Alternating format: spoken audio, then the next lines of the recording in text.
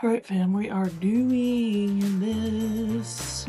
We're doing it.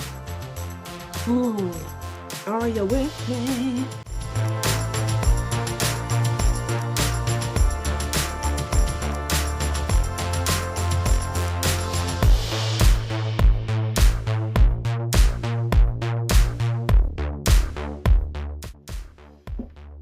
Hello, and welcome back to the latest episode of the June P Show. This is the silly spot where we think a lot and we feel with our whole dang hearts. Or whole dang hearts. We're not afraid to get deep here, but we're also like trying to have a good time and enjoy our life. And kind of the whole point of any content I make and put on the internet is with the goal and the hope that it helps you guys enjoy your lives more than you currently do. I live my life, my own life, by baby steps, by the 1% rule, just trying to be slightly better than I was the day before in any area of my life. And if I am, then I've succeeded. So I'm just here to try to help you guys do that. And today feels like a very special episode of the June P Show. Happy Lunar New Year. Today is the first day of the Lunar New Year and it's a new moon. Isn't it a new moon in Aquarius? Or is it just a solar eclipse in Aquarius today? I don't know, but it's like a big day, like astrologically. I didn't even realize it was like the Lunar New Year till like yesterday.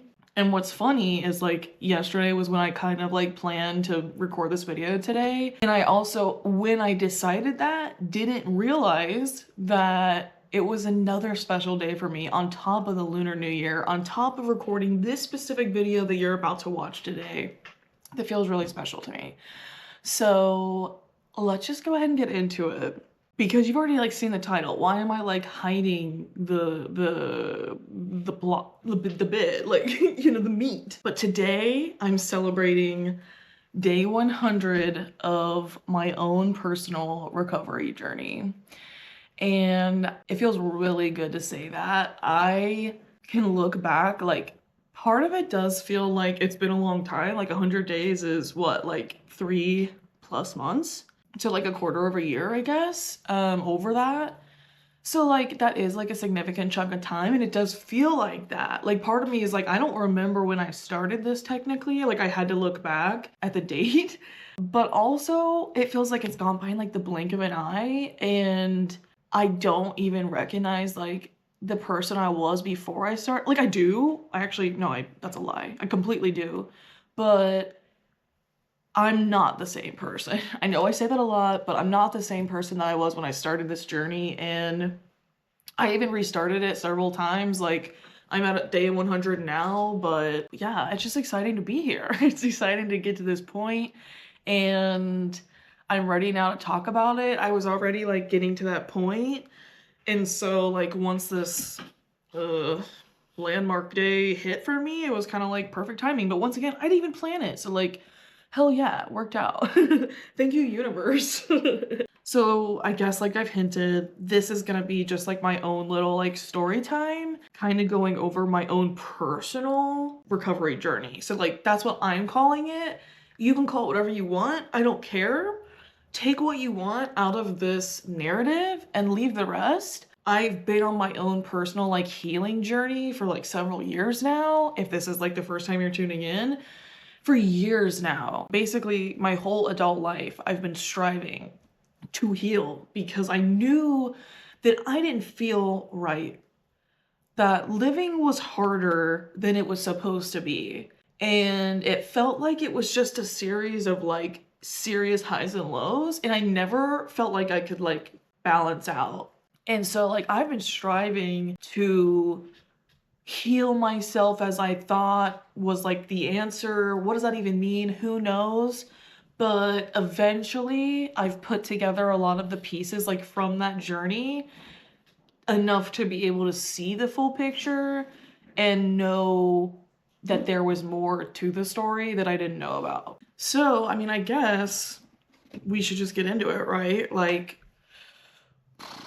my own personal recovery journey, as I'm calling it. So what does that mean? So going back a little bit, like I said, I've always been kind of like learning. I've always been trying to ingest information that could better my life in some way, shape, or form. It didn't have to be about healing. It could just be something for enjoyment or that I could change in my life in some other way. But like, it was always for the purpose of like bettering my life's experience, that I've been like taking in information on the daily throughout my whole life. And I remember when I first got into podcasts, I said so it was right after college. Like I had never listened to them before that. I had just moved away, started my first real job after college. All of my friends were still in like where we went to school, and like they hadn't moved yet. A lot of them hadn't, and like I had moved right away, and like I felt lonely. Like I went from like socializing 24/7 and being busy 24/7 to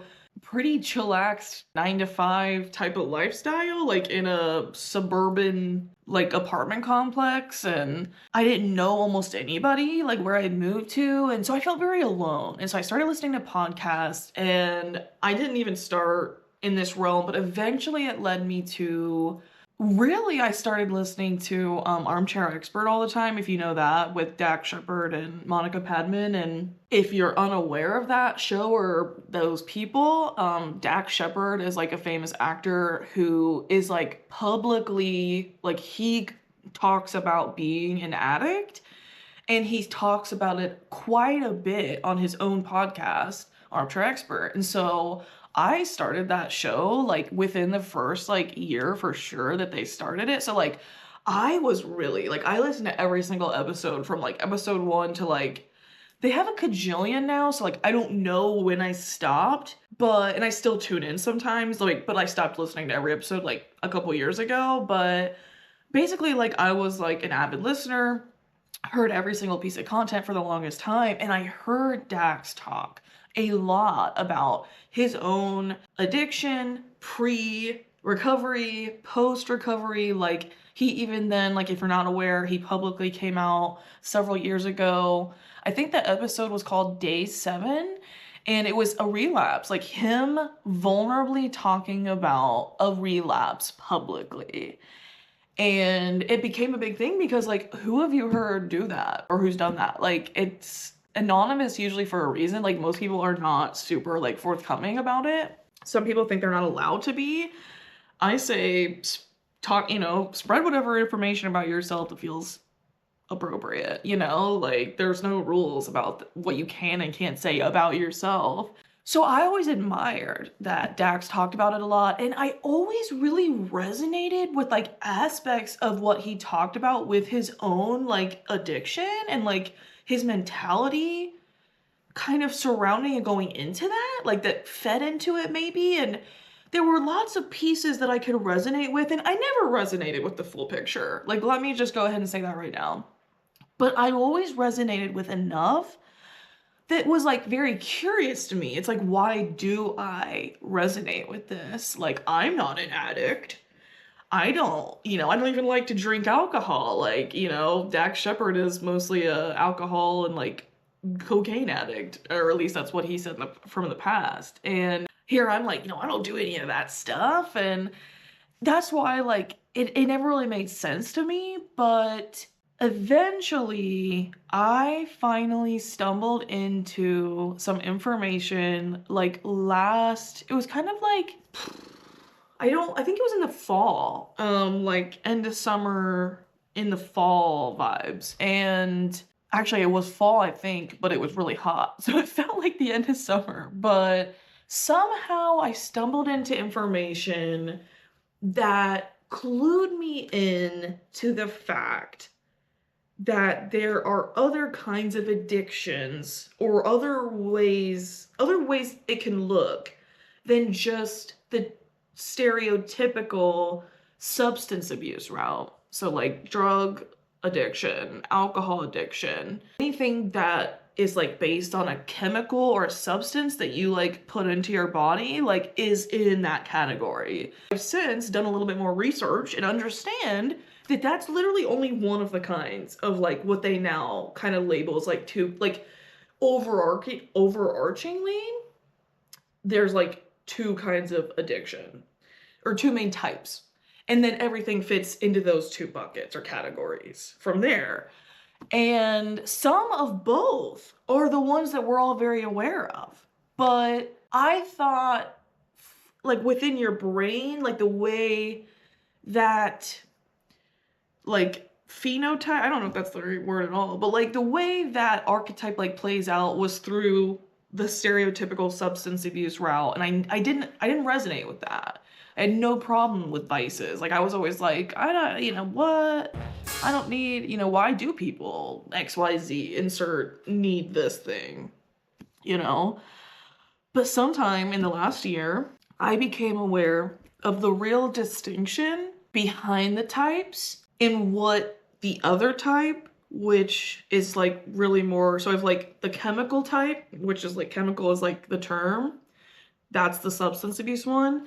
This is process of the like process type of addictions, and it's more behavioral. And so with substance abuse types, the chemical types, the substance or chemical itself is what's causing that like chemical reaction within yourself of like needing more of it and all dependency, things like that.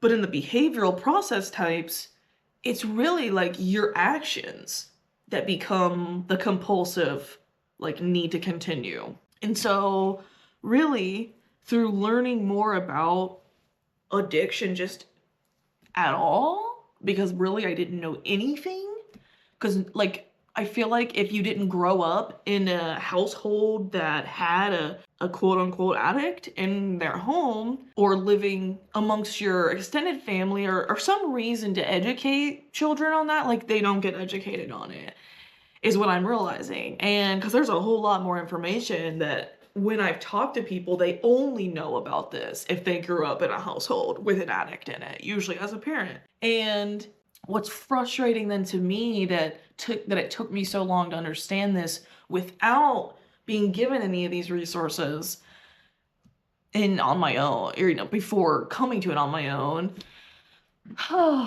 is that it can look totally different. And even though throughout my whole life, I've been learning and ingesting information to try to better my life, I feel as though I was missing a huge piece of the puzzle. And now, through my 100 days of my own personal recovery journey, I feel as though I have found my answer. And I do want to be really clear that like this video is solely about me and my own journey and my own process to healing myself in this area, but I want to share it because I think it could help other people. But like, please do not feel the need to compare yourself to me in any way other than just for informational purposes. That's not healthy. We all have our own journeys and discovery processes that need to take place, and your timing is the right timing. Please just take all of this information of my story as take it or leave it, you know, like if it resonates with you, please take it. If it doesn't, let it go. So really what made me take action in this, what I'm calling my recovery journey, or my recovery at all, what made me take action on this was a podcast I watched. I believe it was either on the Mel Robbins podcast or she was a guest on, I want to say it's Rick Roll's podcast, but I want to say the title of it had to do with like making your own self-designed rehab. Something about like the theme was very self-designed rehab. And this was right as I started to like delve into this as an idea in my brain. Like I hadn't pieced any of it into like making any sense, but I was ingesting it and things were unraveling, and I watched that. My dog's playing her food game, so ignore it. And he talked, like, this is somebody who also was a self-proclaimed addict of some variation and talks openly about it to help others in their own recovery journeys. And he talked about creating your own, what he was calling like a self-designed like rehab, I believe is what he called it. That's what I retained him calling it as. to work on whatever you feel you need to work on. And this is whether or not you identify as an addict. When I heard this, I don't really still consider, like, I don't know if I label myself as an addict. But I do know that through learning about addiction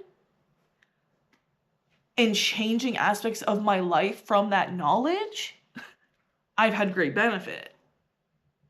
So whether or not I'm going to call myself this big bad label doesn't really matter. I took pieces of information, resources for this subsect of people, applied it to my life, and it's been to the better. Like, the better from it. So, once again, take what you want, leave the rest. I feel like rehab is kind of a triggering word, but like, and that's why I kind of like redubbed it, like my recovery journey. He was calling it self-designed rehab. I call it my recovery journey. Call it whatever you want. Call it your New Year's resolution for the lunar New Year. I don't care. Like, it doesn't matter. But for me, what that came to look like was daily writing. Daily is a loose term. Almost daily writing, daily asterisks writing, and daily meditative or mindful movement. So what does that mean? It means I go stretch. This stretching that I've done for over a year, probably like over 2 years now, off and on, daily, but like I'm back to daily. When I started all this, I wasn't doing it regularly, and I felt in my body that I wanted to do it daily and was struggling to get that consistency back in. So by habit stacking, so I go stretch over by my window. I've talked about that in a previous video for sure. And then I come back here and I write. But to be fair, I happened to find, like, before I was even trying to do any of this, I happened to find what has been like the perfect journal for me. And technically this is like a planner. It's called the planner. Obviously it does say schedule, journal, and vision expansion. I have gone through like 1,000 journals, planners, yada yada, like never usually would find the ones that worked for me. This format, I'm going to show you an empty page.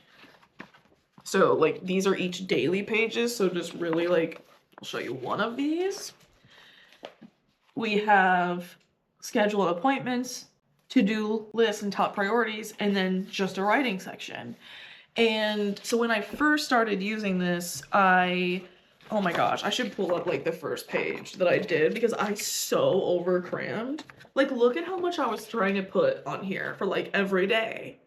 Because I used to be such a like little productivity addict or something, you know, like I definitely had an unhealthy productivity mindset. So like the more I could put on here and check off, and like the writing is like so rigid. It's like I was trying to follow a format, and I have now come to learn that almost never works for me. So stop doing it. And like it can be helpful at first, but like if something's not working for you, don't do it. Don't feel like you have to keep doing it. If you know it's like for the betterment of yourself and you want to like continue until like, I would set an amount of time that you're going to stick to it, because if it's just like indefinite, you're going to do it 2 times and be like, why am I doing this thing I don't want to do? And you're going to stop. And like that honestly happened to me. So like I was trying to overcram too much in, and then I was even, I was keeping track of the days at first, like that I started writing in this. And then like, there's a whole bunch of gaps. And I also at first was almost never writing, like filling up the whole writing section, which is fine. But I also got to a point where like that became very important to me. Like I now could write even more than what's allotted here. I like that it's just this, like this is almost always like max to fill it out is like 10 minutes. So it can't take me that possibly long. And I like that. So that it can't like turn into an endless thing. But you can also see that in the end, how like bare bones it had gotten. So like, that's not when I was doing it as thoroughly. Let's see. So like only the need to know started getting added to my upper sections. It's not all crammed in there like at the beginning. And Then at some point, I also added the finisher's journal that I referenced in one of these videos as well, which really is like this. It was nice that I had already like really gotten in a habit of doing the daily planning of some sort before I got the finisher's journal, which is also a daily thing, because normally like 2 daily things would never work for me.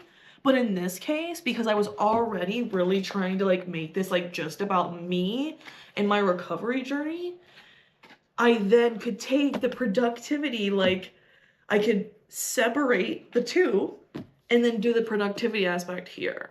And then there's days where I do ignore this. Like if work's busy and like I don't have time to like think about productivity on top of just like getting through the day, that's where like this gets ignored. But this is not to be ignored. This is my daily thing. And like you will see I've missed days. That's why it's daily with an asterisk.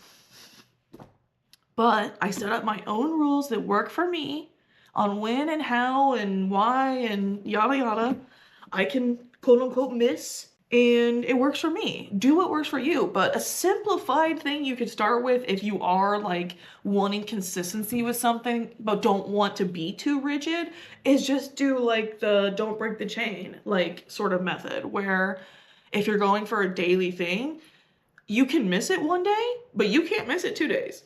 You cannot miss more than, like, if you have to keep the chain going, and if you miss more than 1 day in a row, like, you've broken it entirely. So that's always a good, like, consistency effort to stick with something. Like, that was helping me a lot in the beginning, and I still think about it. Like, if I missed, like, I remember that one of the first days I missed in the really consistency part of doing this was, like, Christmas. Or one of, like, a holiday like that. Maybe it was, I think it was Thanksgiving, maybe? I don't remember. But it was like holidays. And at first I was like, oh my God, oh my God, oh my God. Do I have to like start over? Like, oh my God, oh my God. And it's like, no. I'm just gonna do it again tomorrow. I'm gonna show up for myself tomorrow. And I'm not gonna shame myself for not being able to do it today. Because in reality, by making it a consistent thing, the compounded benefits are already there. I can miss a day and not feel like I've gone back to square one. I genuinely don't feel like I need, like, that's where I can assess, okay, maybe I didn't show up for my journal, or maybe I didn't show up for stretching today, but here's what I did for myself that makes up for that lack.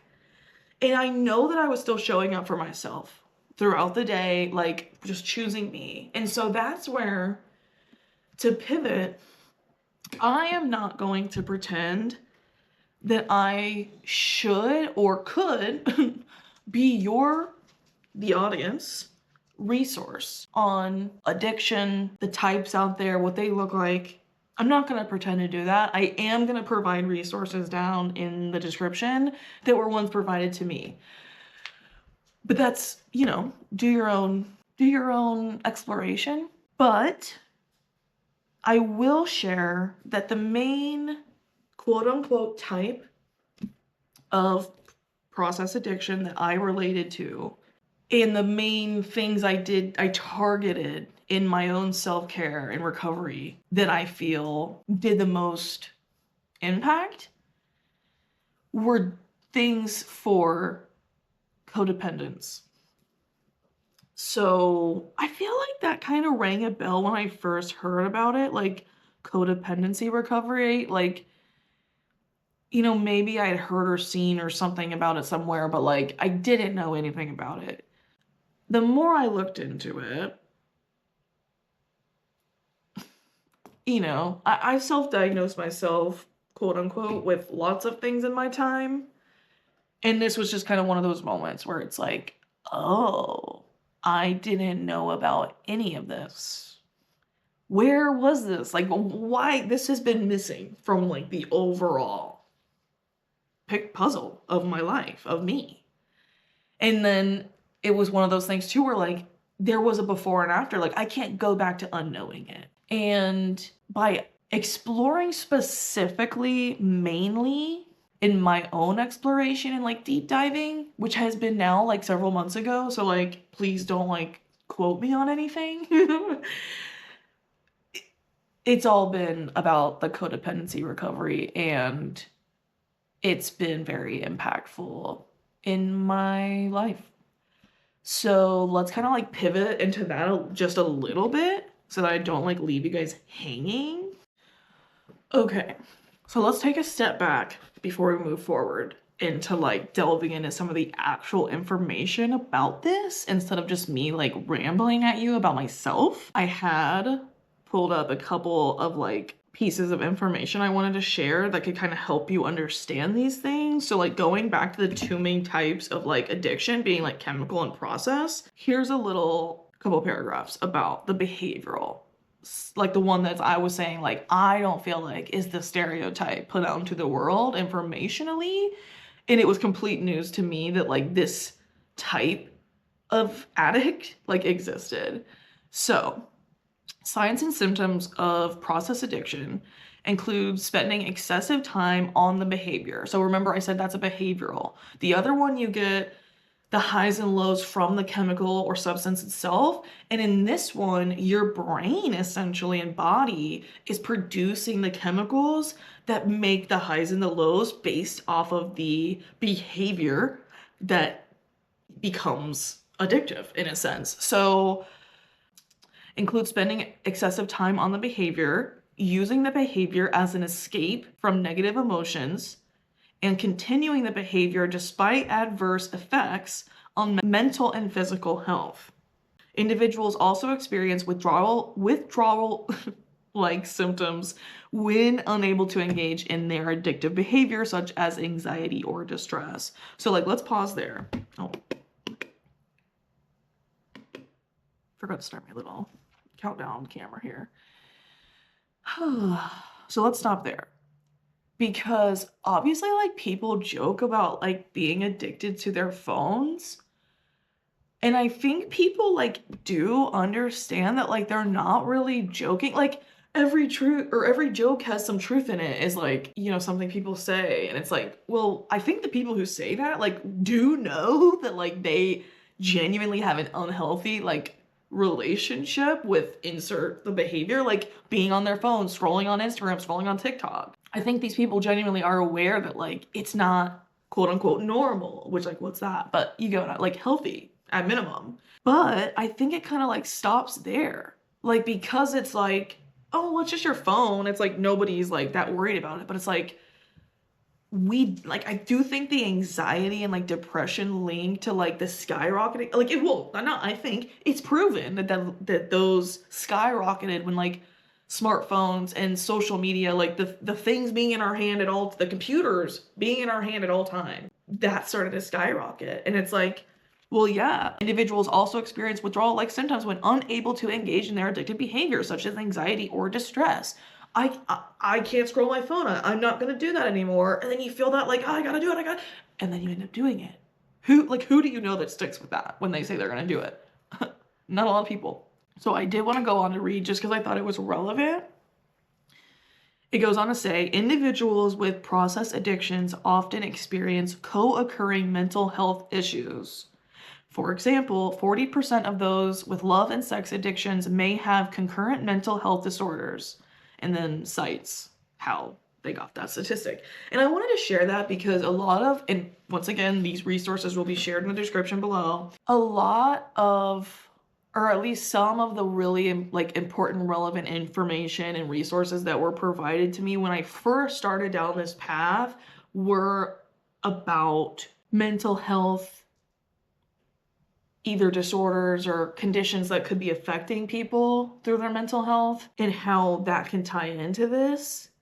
And I wanted to share it because I think that goes into some of the aspect of like why a lot of this information isn't even like publicly known, is because like by people that aren't just like raised by someone who is in AA and or taking them to Al-Anon meetings, which is like kind of like AA, but for the family members of addicts, that are, it's to teach them how to not essentially enable the addict, like how to live with somebody with this condition.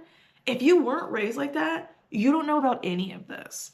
And I think that the mental health component can really be a barrier for people or families or etc. to get to this information to be able to apply it to themselves. It's like we stop at the mental health and we don't always assess the behavior that plays into the mental health condition.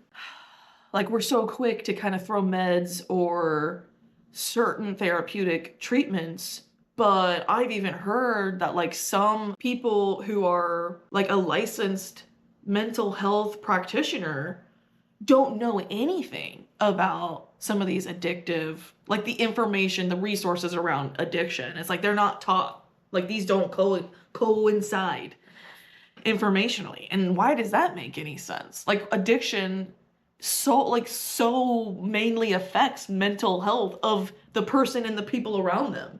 Why wouldn't they be like experts on that? Like it seems very relevant. So moving on to go back to codependency, I have a fun little list here from coda.org, which is like AA is like Alcohol Anonymous. This would be Codependence Anonymous. So CODA, CODA, if you want to look it up. And this is patterns and characteristics of codependence. So this is something that I like left pulled up on my phone like when I was first looking into all this. And I know it's because I was like, I probably started reading it and like saw enough to be like check, but then like was like, okay, that's enough. Like put the brakes on. So, and then I like left it pulled up so that I could go back to it later. But I'm gonna read just a handful of this. So like I said, patterns and characteristics of codependence. The following checklist is offered as a tool to aid in self-evaluation. So it starts with denial patterns. Codependents often, insert list, have difficulty identifying what they are feeling, minimize, alter, or deny how they truly feel, perceives themselves as completely unselfish and dedicated to the well-being of others, label others with their negative traits, projection, think they can take care of themselves without any help from others, mask pain in various ways such as anger, humor, or isolation, express negativity or aggression in indirect and passive ways, do not recognize the unavailability of those people to whom they are attracted. So let's go into what it calls low self-esteem patterns. Codependents often have difficulty making decisions, judge what they think, say, or do harshly or as never good enough, are embarrassed to receive recognition, praise, or gifts. Don't attack me. Value others' approval of their thinking, feelings, and behavior over their own. And you know what's funny? Like just a little pause in this list. Some of these things that I realized at some point in my existence, like I do or did relate to, it's funny because I was fixing or treating or trying to correct some of these like instinctual behaviors without knowing they had anything to do with this. And it's funny like how I came to these like coping mechanisms or whatever for myself, like through various methods that were treating this one thing. I'm glad I arrived there somehow. Some of you are probably doing the same thing, like treating something that you don't even know is there, because I had stopped trying to do that well before I knew about any of this.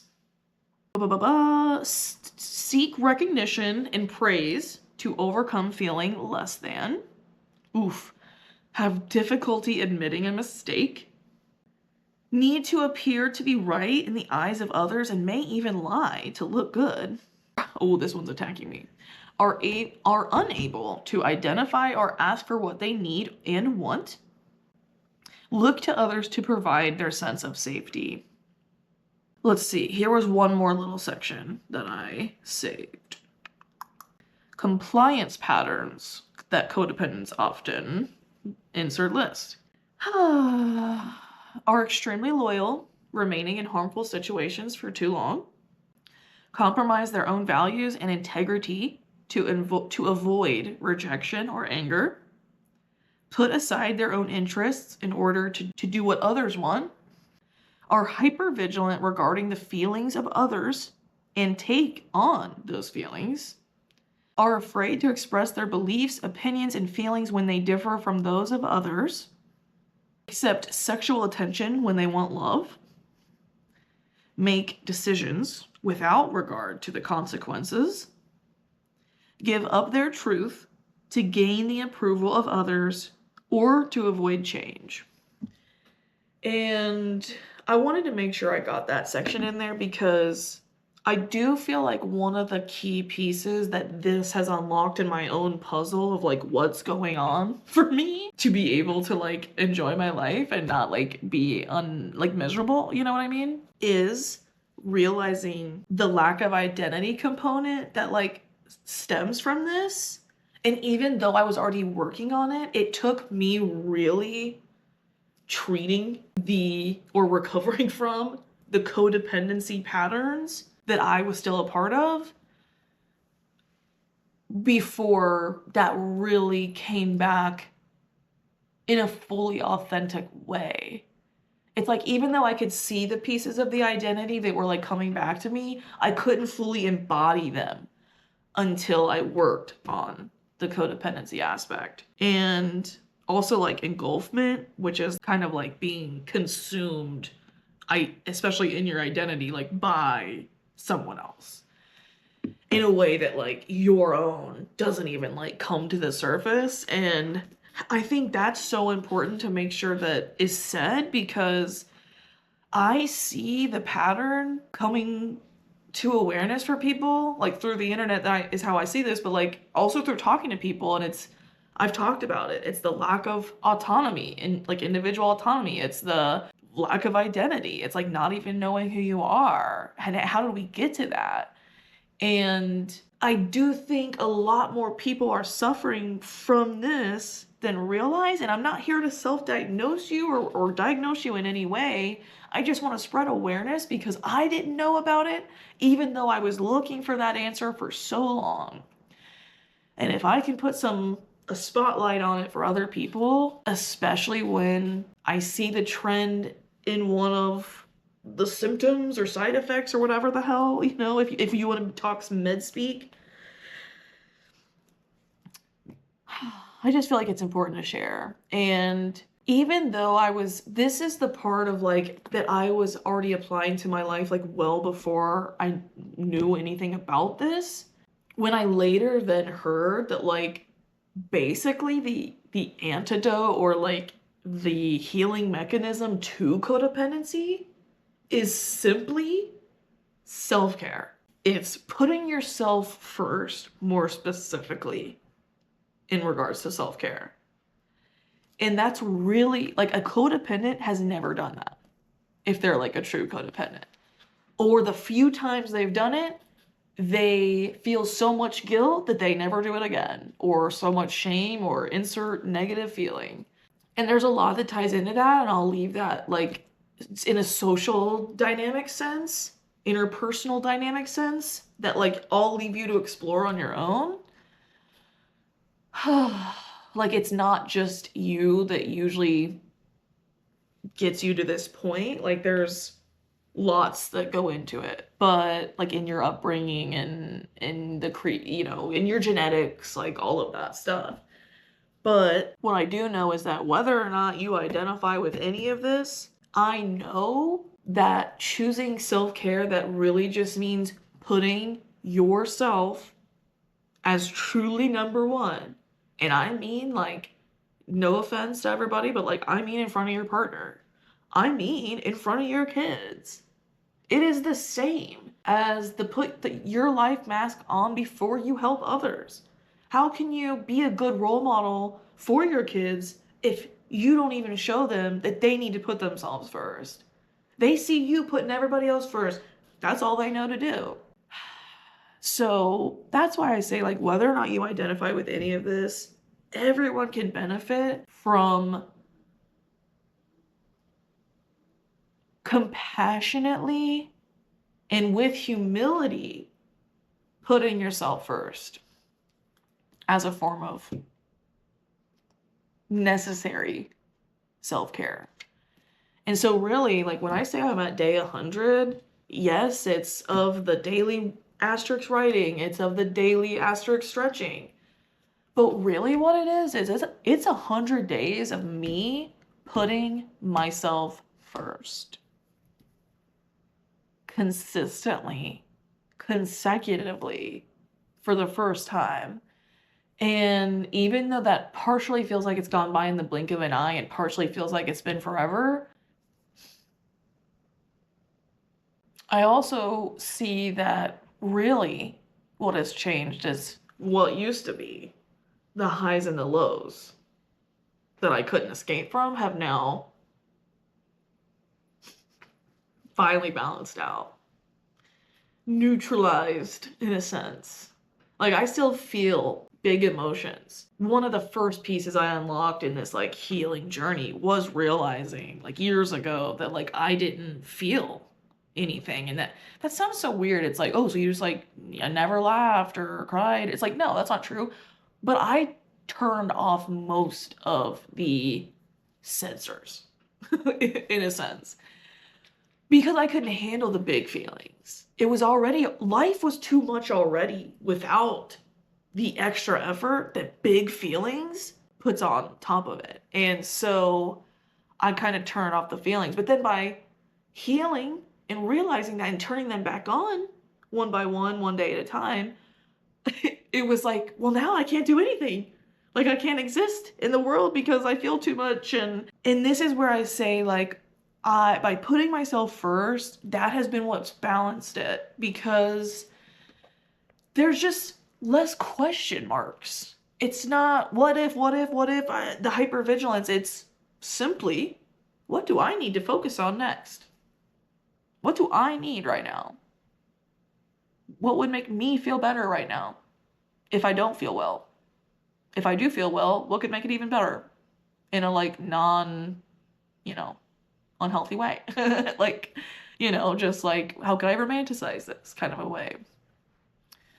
So yeah, I don't know. Like I said, this is me being like, honestly, like very vulnerable. Like I haven't talked about this for a reason, and it's because of what are people gonna say? And I now finally see with enough intention put into this like experiment for myself that it has been the answer for myself, at least for now. And I don't care what anybody else says about it. So yeah, that's all I got for today. I hope you got something from this. I got mad love for you guys. Leave a, what emoji? Let's leave a green heart, because I got 2 green things. Leave a green heart if you stay till the end. Leave any questions, comments, concerns if you want to like gab, if you want to like keep talking about this. If you disagree, why? I mean, I don't think you can disagree with something that's just about me, like I said at the beginning, but if you disagree, why? Let me know. I don't get offended that easily, so like, you can call me dumb. It's okay. I don't have to believe what you think about me, so, say it all. Until next time, I have mad love for you guys. I hope that this lunar new year and that this calendar new year, because I haven't seen you much since that started, brings you all that you've been looking for. And that's all I got. All right, bye. That's all for now.